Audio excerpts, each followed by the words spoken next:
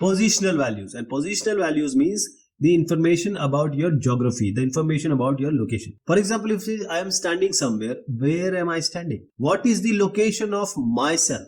On what street, on what point on the earth, the globe I am standing? If I say I am standing in, say, some street, say Romaine Street. Now this Romaine Street is in Canada also, in UK also, in Australia also. So when we say I am standing on Romaine Street of Ontario in Canada, then people will know, oh, you are talking about that thing. These are positional values. So when you put yourself on a map, you will put a dot. That is point data. What is a point data? The point data represent distinct data points on non-adjacent features. Alright. Now just understand it with an example.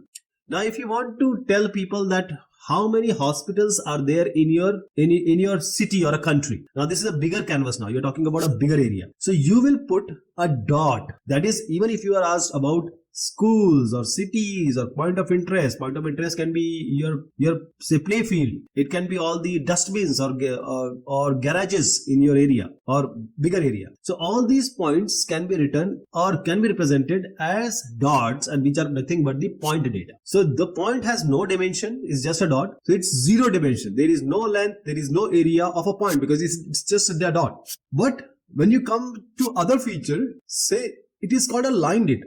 There is a road in the map which we are making, and there is a railway line also. So this road and the railway line, these represent a feature, and this feature can be rivers, trails, or streets. I have given two examples of road and a say train route. So there is a start and end. In line data, there will be start and end. And since it is a line, or it can be a curve, means a straight curve or a bend curve, it can only be used to measure length. The road from X point to Y point or A point to B point, the length can be measured. But there are certain features which can be polygon data also. Now this hospital was, if the picture was bigger, the area was bigger. But when you come to a very small area like your colony or the place where you are living, the neighborhood, then you will just mark a bigger, say a block for representing a hospital. If it's a very big map of a country, you will just put dots. But if you're talking about just your neighborhood, you will place a block here and say a water body is there. Then you will mark it using a polygon. So polygon